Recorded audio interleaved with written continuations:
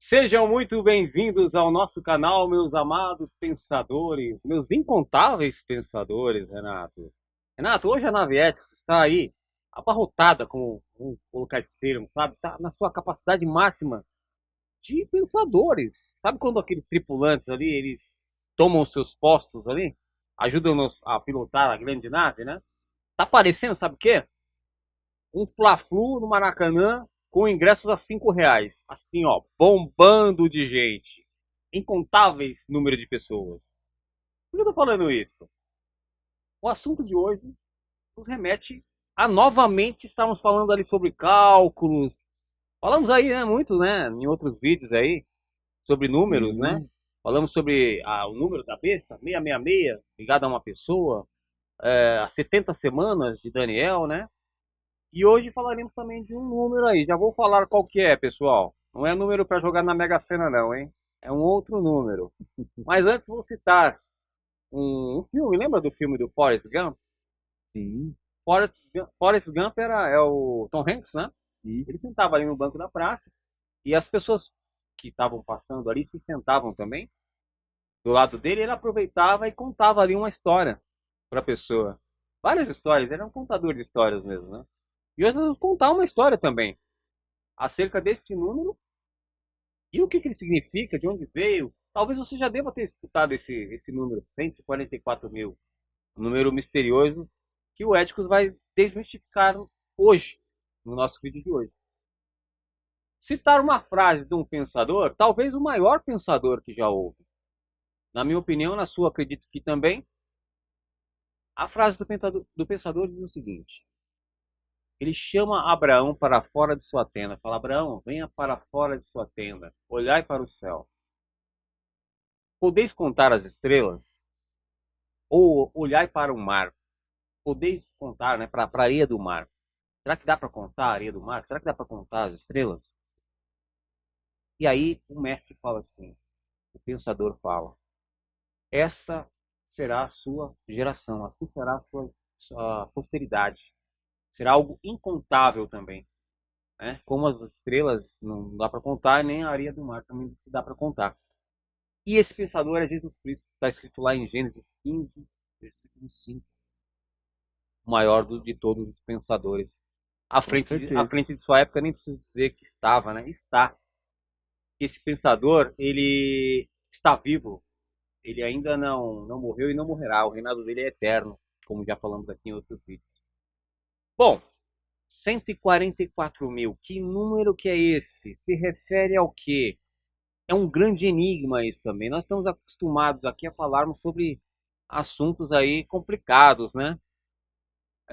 Mas assim, a Bíblia fala alguma coisa referente a esse número, Renato? 144 mil é um número meio enigmático, não é?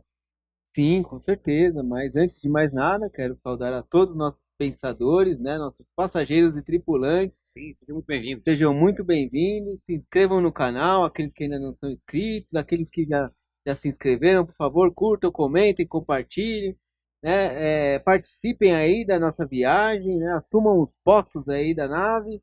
E nos ajude aí a cada vez alçar voos maiores, né? Então, lá em Apocalipse, no capítulo 7, fala, vou inclusive ler aqui essa passagem, do versículo 2 ao 4, fala dos 144 mil. Então, no versículo 2 diz assim: então vi outro anjo subindo do oriente, tendo o selo do Deus vivo. Ele bradou em alta voz aos 4 anjos, a quem havia sido dado o poder para danificar a terra e o mar. Não danifiquem nem a terra, nem o mar, nem as árvores, até que selemos as testas dos servos do nosso Deus. Então ouvi o número dos que foram selados, 144 mil de todas as tribos de Israel. Então aqui a gente tem aí a menção, né, dos 144 mil, e fala aí que eles vão ser selados, né? Esses 144 mil serão selados. O que significa ser selado? Né? Então, quando você tem alguma coisa, né, que é seu, que é sua, né, você quer determinar que é sua propriedade, né, assim como essa caneca é do ético.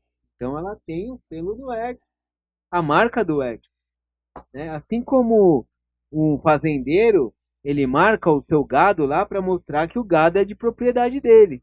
Sim. Então ele tem uma marca, né? Assim como já falamos aqui da marca da besta, aqueles que aceitarem a marca da besta serão propriedade do anticristo, né? Tá. Assim também nós fomos selados, né? Nós fomos selados quando escolhemos Jesus como nosso Senhor e Salvador.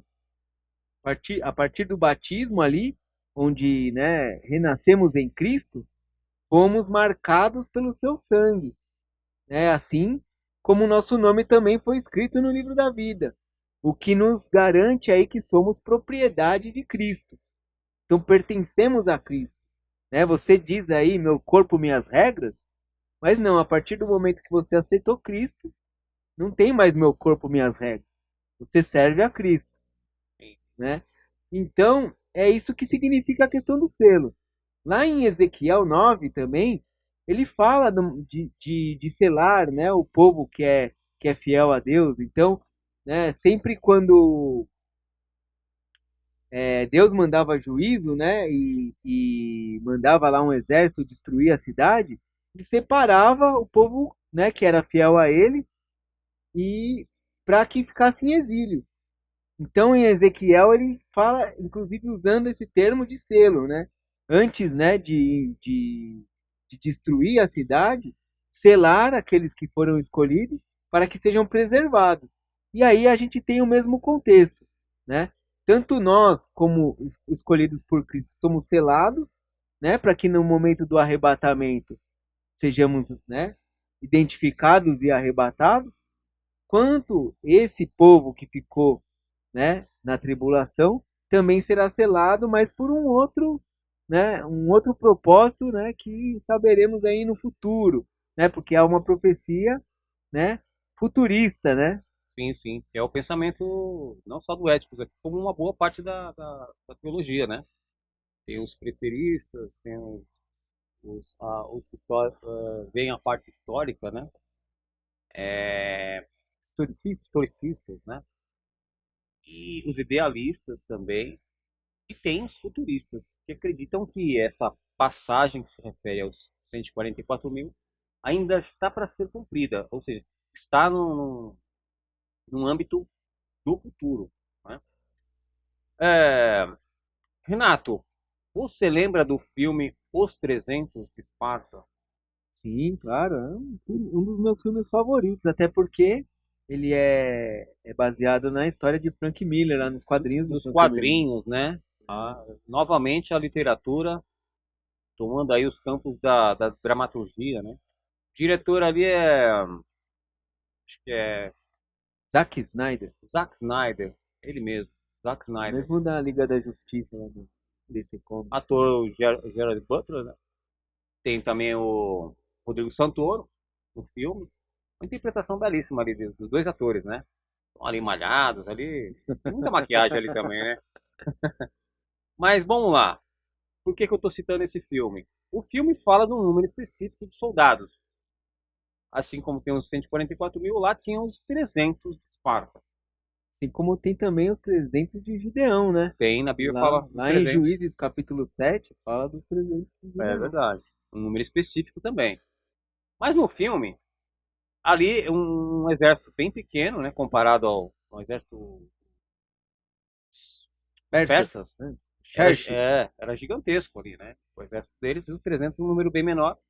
Porém, aquele ato de bravura, de ímpeto, aquele exemplo de resistência, perseverança que aqueles soldados tinham, de coragem também, né? E estratégia também, né? E Eles usaram estratégia, muita estratégia ali. muita estratégia, Renato.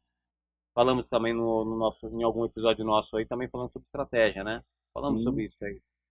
Bom, eles deixaram com aquilo, pelo êxito de toda aquela ação que eles entregaram sobre os persas, um legado à próxima geração futura dos gregos que era ser possível, que era possível vencer ali os persas, né? Para que não tenham medo do confrontamento, mesmo que o meu inimigo seja maior, né? Porque os 144 mil também vão deixar um legado para as pessoas durante a tribulação. Muitas pessoas vão se espelhar nisso, porque eu acredito que nesse tempo não vai ter mais Bíblia, não é? Não vai não. ter mais igrejas se falando do evangelho assim, né, no local público, jamais vai ter isso, né? No entanto, tem os 144 mil selados aí, que nem você falou, que são referências aí, serão referências para aquela geração que está ali vivendo ali a grande tribulação.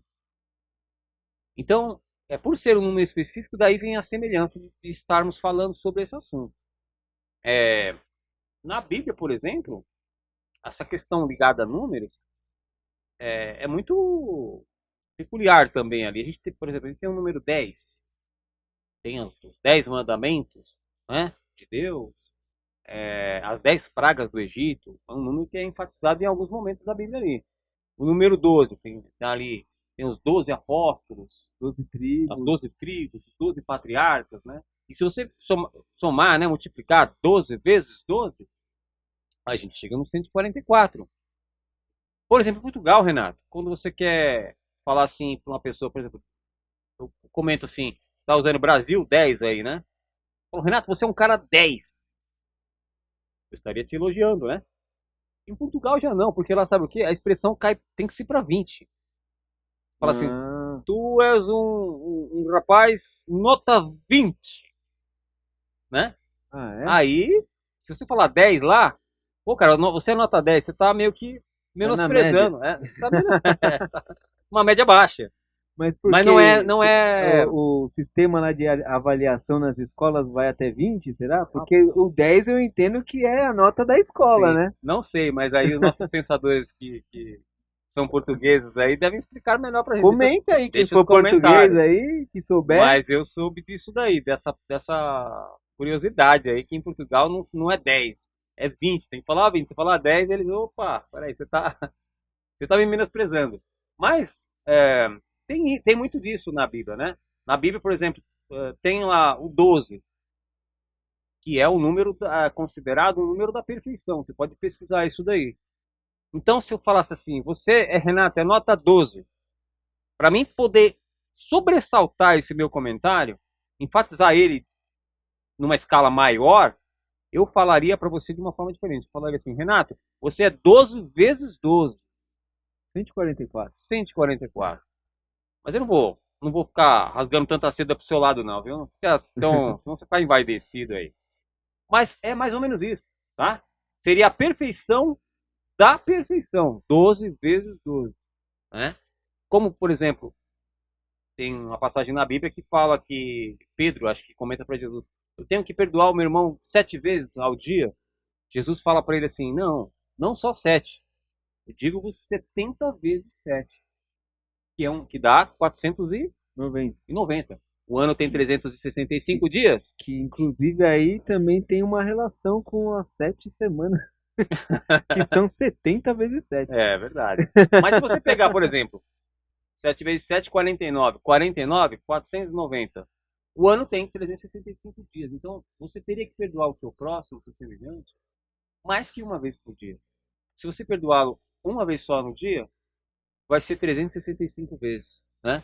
Jesus quis exemplificar que você tem que ter tolerância com as pessoas e perdoá-las, mesmo que num só dia ela venha te magoar mais que uma só vez. Seria mais ou menos esse o contexto. Bom, a pergunta que quero te fazer esses 144 mil, eles estão ligados a... Você já falou que são um grupo, tá? Mas está ligado a alguma etnia de algum grupo? Sei lá, alguma qualificação de algum país, algum grupo religioso? Quem são essas pessoas? O que a gente entende na teologia quanto a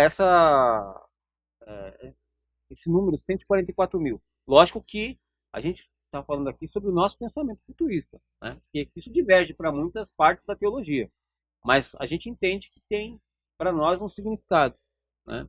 Está ligado a alguma etnia, Renato?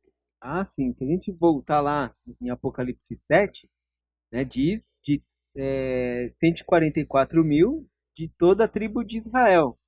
Tá. Né? Mas João ele especifica bem, né? Ele se delonga aí nessa descrição dos 144.000, nos versículos 5 e 6, né? Até o 9, né? Especificando. São 12.000 da tribo de Benjamim, 12.000 da tribo de José, 12.000. Então ele fala das 12 tribos, né? Ok. Que aí a gente, né, na conta que você fez aí, 12 vezes 12, 12 tribos, 12.000 de cada tribo, 144.000. Sim. Então é bem específico, né?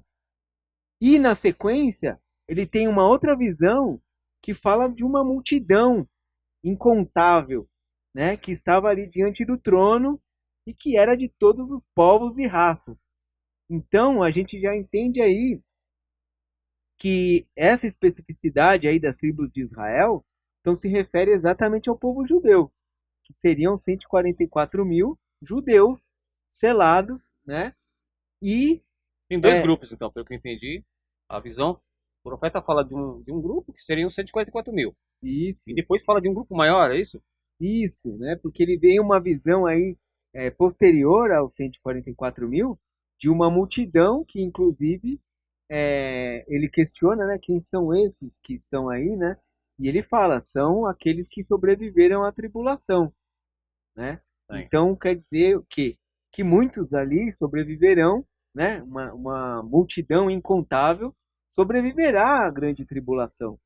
É. Devido ao quê? Devido ao fato de que existe os 144.000, né? Tá. Se a gente for lá em Apocalipse 14, vou ler aqui do versículo 3 ao 5, diz assim: eles cantavam um cântico novo diante do trono, dos 4 seres viventes e dos anciãos. Ninguém podia aprender o cântico, a não ser os 144.000 que haviam sido comprados da terra. Estes são os que não se contaminaram com mulheres, pois se conservaram castos e seguem o Cordeiro por onde quer que ele vá. Foram comprados dentre os homens e ofertados como primícias a Deus e ao Cordeiro. Mentira nenhuma foi encontrada na boca deles, são imaculados. Então aqui a gente vê Algumas características aí, né? algumas características dos 144.000. Né? O fato deles serem imaculados, né? De serem castos, né? E de Sim. estarem sempre seguindo ao Cordeiro, né? E que eles foram comprados, né? Relaciona tudo também com a questão do povo judeu, né? Porque as primícias, né? A escolha do povo, né, de Deus, né, vem lá desde Abraão, né? O princípio de tudo, né? Do povo escolhido é Abraão, né? O povo escolhido, o povo judeu. Então Sim. eles foram comprados, né? O fato deles, essa retificação aí deles terem sido comprados, eles foram escolhidos e selados. São propriedades de Deus, né? Então Sim. tá. Porque a gente sempre escuta, né? O povo judeu é o povo de Deus, Israel. As pessoas estão acostumadas com esse condicionamento, né? Essa associação aí, né? Sim, sim, mas antes do sacrifício, né, de Cristo, Tá. o povo Israel, né, na Bíblia, se refere exatamente a Israel, ao povo judeu. Era literal ali. Depois do sacrifício, Israel na Bíblia se remete à igreja. Como, né, como eu falei aqui, ali em Apocalipse 7, existem 2 grupos, né? Especificamente os 144.000, que foram esses, que foram comprados, e que seguem a Cristo o quê? O que quer dizer que eles seguem a Cristo e estão castos e imaculados? Neste período de tribulação, eles serão espalhados pelo mundo para levar a palavra àqueles que não foram marcados. Tá. Né? E então, se existir, né, aqueles que não foram marcados, que ainda não aceitaram a Cristo, receberão a palavra através dos 144.000. Se você for pensar assim, 144.000 é um número grande. Sim. Mas se a gente for relacionar a Terra e a população da Terra, é um número pequeno. Assim, cidades pequenas têm 100.000 habitantes. Né, se a gente for pensar nisso. Então, imagine isso espalhado pela Terra, levando a palavra. Né? Seria assim como se, como quando Cristo enviou os apóstolos, de 2 em 2, né? Dois para cada cidade. Sim. Então vai ser meio assim, né? Dois para um país, dois para outro país, né? Meio dividido aí para que eles percorram, né? No período aí da tribulação, o mundo todo, espalhando o evangelho para aqueles que ainda não aceitaram a marca e preservando assim a vida desses também, né? Então, como a gente já falou aqui no vídeo do sobrevivencialismo, uma forma também de você, né, sobreviver à tribulação é estar junto a um desses que foram escolhidos e estão selados, porque a vida deles será preservada, assim como Deus falou pro inimigo, né, para Satanás, quando ele foi lá afligir a vida de Jó, não toque na vida dele. Assim será com os 144 mil. Eles, a vida deles não poderá ser tirada, porque a profecia diz que eles permanecerão até o final da tribulação. Então, qualquer que seja, né, o acontecimento ali dentro da tribulação, eles serão preservados. Então, Na sua totalidade, né? se você estiver junto deles, há grande possibilidade de você sobreviver, Sim. porque a vida deles será preservada. Fica aí uma dica também. É uma dica aí, né, do sobrevivencialismo aí que a gente já falou. Então, inclusive, isso, né, da questão deles estarem castos, né, e dedicados somente ao evangelho, né, porque mesmo assim, eles não vão ter tempo, né, de fazer nada além de percorrer o mundo espalhando a palavra. Mesmo aqueles que foram escolhidos, que estiverem casados, eles abandonarão a família, Vão ter que né, ter prioridade, diretriz. porque a obrigação deles é evangelizar, assim como era com os apóstolos, né? Pedro era casado e ele deixou a família dele lá para levar a palavra, né, aos outros lugares, né? Foi até. Escolheu a parte boa, né? Sim, sim. E assim será com os 144 mil. Estarão espalhados e castos, né? Porque eles estarão dedicados somente à palavra. E Paulo diz isso lá na primeira carta aos Coríntios, no capítulo 7, se eu não me engano, nos versículos do 29 ao 31, ele fala, né, que nos tempos do fim nós devemos nos dedicar a isso, né? Nos dedicar a levar a palavra, né? Porque é um tempo de dificuldade, né? Um tempo difícil e nós temos aí a oportunidade de salvar mais pessoas, né? Sim. Enquanto aguardamos aí a vinda de Cristo, o arrebatamento, não devemos ficar parados esperando, porque eu estou salvo, eu estou garantido, eu não vou fazer nada. Estar dispersos e negligentes. Né? Não, nós temos que aproveitar esse momento para intensificar o nosso serviço, né? Porque lá na Sim. palavra também diz como é que fala? A seara é grande e temos poucos trabalhadores, Poucos ceifeiros. É isso mesmo. né? Então nós temos que aproveitar o momento exatamente para fazer isso, nos dedicarmos exclusivamente à palavra. E Paulo diz isso, né? A pessoa sendo casada ou solteira, né? Dedique-se exclusivamente a levar o evangelho. Muito bem.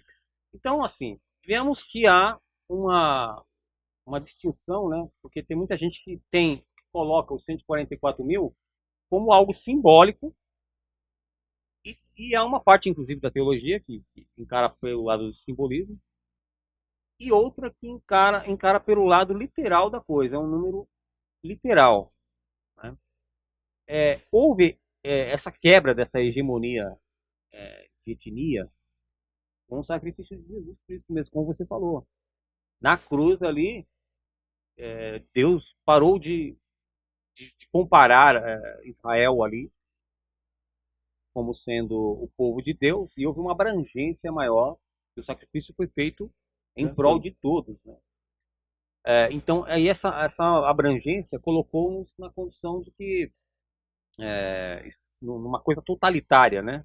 A igreja, como sendo o termo Israel, hoje empregado na Bíblia, ele tem essa conotação de ser a igreja de Cristo. Eu lembro que tinha um filme do Ben Affleck que chamava-se O Contador. O Contador, ele era um ator, né? O Ben Affleck interpretava um homem chamado Christian Wolff. Acho que, se não me engano, baseado numa história verídica. Depois eu preciso me atentar se realmente é. Mas ele ali teve uma infância muito difícil, muito conturbada. E depois ele se tornou-se contador e começou a trabalhar para empresas, né? Para uma rede aí de empresas, de organizações criminosas. E ele descobre ali uma fraude de milhões de dólares ali. Depois a vida dele começa a ser posta em risco, né? Por causa dessa descoberta que ele fez. Mas ele tinha essa capacidade de contar. A gente está falando muito desse termo de contar, né? Ou de incontáveis no programa do Édipo. Mas eu falei desse filme por quê, Renato? Vou explicar agora. Você lembra de um brinquedo chamado, um aparelho muito utilizado por crianças na fase da vida ali, né? Chamado ábaco. Sim. Era ali, parecia uma trave de gol, tinha lá as bolinhas ali, em algumas cores. Aquilo estimula a criança a desde pequena já usar o raciocínio, né? De contar ali, separar, ser organizada. A Bíblia fala que a gente tem que instruir a criança desde os tempos de mocidade, ali, para que ela não venha se desviar do caminho quando ela estiver maior. Então, hoje no Éticos a gente tem aqui a abordagem de vários temas, né? Mas você que é pai, avô, tio, essa geração nossa, ela está muito assim deixando a desejar com essa questão de ler a Bíblia, de ter essa associação à religiosidade, né? E os pais cabem são os pais. No filme do Ben Affleck, por exemplo, ali fala que ele tinha uma infância conturbada. Esse, com certeza, os pais não passaram a mensagem adiante, né? Do evangelho adiante para ele. Por isso que ele teve uma infância perturbadora e depois ele começou o reflexo disso é de trabalhar para organizações criminosas e tudo mais, colocando ali a vida dele em risco. E citei o ábaco porque o ábaco é algo que condiciona a criança desde pequena, lá na raiz, a ter uma postura. Fiz aí uma analogia de você falar para os seus filhos sobre a palavra de Deus, né? Não ficar só aí porque nós somos o grande exemplo, né? Falam que as palavras, elas até influenciam as pessoas, mas os exemplos é que definitivamente arrastam as pessoas, né? Então, assim, precisamos, desde pequeno, aprender a contar os sinais, ver os sinais, né? Estar atento aos sinais. Como 1 mais 1 é 2. E por falar em 2, nos explique sobre as duas testemunhas. Porque o que parece são figuras que também aparecerão nesse período da tribulação, né? E que tem um papel aí de evangelizar, pregar a palavra de Deus, assim como você falou dos 144 mil, né? Onde Exato. elas entram aí? E Exato. quem são essas duas testemunhas, Renato? Então, lá em Apocalipse 11, né, fala sobre as duas testemunhas. Então aí há dois pensamentos aí, né, que se divergem, né, que alguns acham que as duas testemunhas são Enoque e Elias, outros acham que as duas testemunhas são Moisés e Elias, né? Primeiro, Enoque e Elias, porque foram dois personagens da Bíblia, né, que foram arrebatados. Então, como não se encontraram, né, o corpo deles, eles permanecem vivos, né? Então eles retornam à terra como as duas testemunhas. E Moisés a mesma coisa, né? Só que no caso de Moisés, a Bíblia fala que ali as duas testemunhas terão o poder de transformar a água em sangue e de fazer cair do céu fogo do céu, derramar fogo do céu.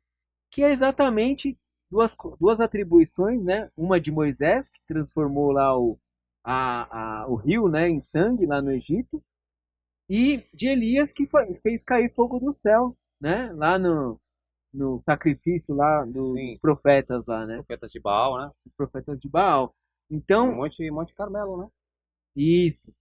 Então, dá-se a entender que podem ser um ou outro, né? Eu acredito que seja Moisés, até porque nunca encontraram o corpo dele, então pode-se entender também que ele foi arrebatado. E ele É, aparece também lá no Monte da Transfiguração, é né, para verdade, Jesus, reconhecem ele né? lá, né? Aparece lá para Jesus, Pedro e Tiago, acho que estavam lá junto com Jesus lá no monte, e aparece Moisés e Elias para ele. E uma das testemunhas também vão fazer o rio virar sangue, né? Se tornar em sangue ele também, semelhantemente Isso, como as pragas do Egito, né? isso, que isso daria a característica De de Moisés, que é né? Moisés. Sim. Eu também acredito que seja. Pode ser. Enfim, e nesse período também eles vão fazer aí o céu fechar, vai parar de chover. Então aí é um outro ponto lá que a gente falou no sobrevivencialismo, né?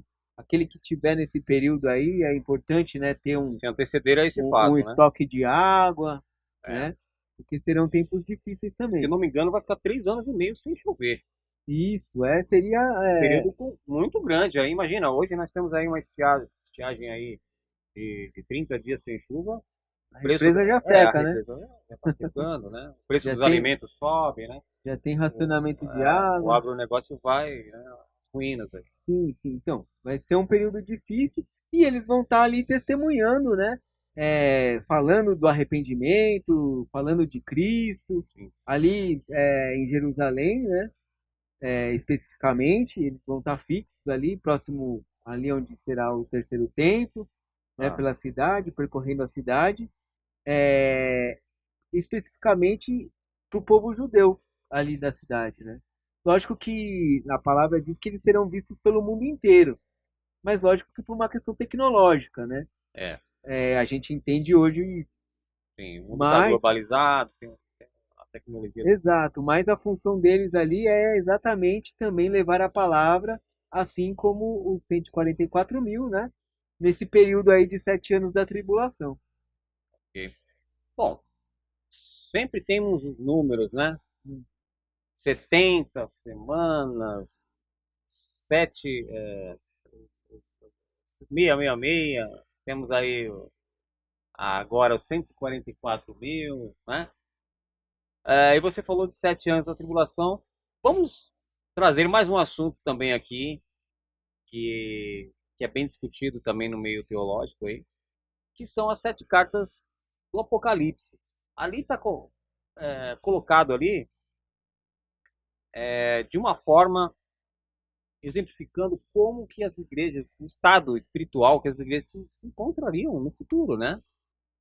E hoje nós vemos aí muitas condições de igreja, das igrejas, né? Inclusive, por exemplo, as testemunhas de Jeová, elas acreditam que os 144 mil são literalmente só as pessoas que serão salvas.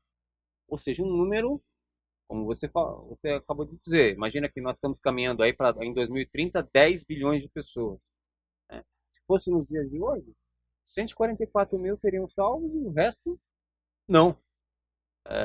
É uma forma de pensar, eu respeito, mas aqui nós citamos, né, que há uma discordância, porque, A palavra é bem né, clara. Se a gente for ler mesmo, são dois não grupos, tem né, 144 mil, como você falou, não tem como fugir do que é está um escrito grupo e depois um outro grupo muito maior, incontável, que nem está escrito só no do... daqueles que sobreviveram à Sim, tribulação, né? sim, sim. Então não dá pra gente criar um grupo aí isolado de 144 mil e falar, olha, só os 144 mil é que vão ser salvos. Eu respeito, gente, mas a gente aqui tem uma outra linha de pensamento, né? É claro que tem os nossos pensadores que vão pensar também ao contrário. Por isso, deixe lá nos comentários, tá? Você discorda, pode falar lá, não tem problema nenhum. O ético está aberto para isso mesmo.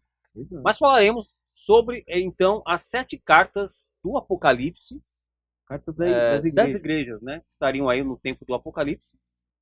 É, Desmistificaremos mais esse mistério no nosso próximo episódio do Éticos. Então, como vocês podem ver, chegamos ao fim de mais uma viagem. Eu espero que vocês tenham gostado. Aqueles que não gostaram também, deixe aí nos comentários sua crítica, sua dúvida, seu elogio, seu desabafo, Nós fizemos pedido uma viagem de. hoje a 144 mil quilômetros por hora. A nave estava É, aceleradíssima. sim. É, isso me lembrou uma música até que Não vai dizer que é fala. do Roberto Carlos, não. É, É? Que fala, estou a 100 por hora, não sei o quê. Tem a do engenheiro do Havaí também, que fala 110, 120, 160.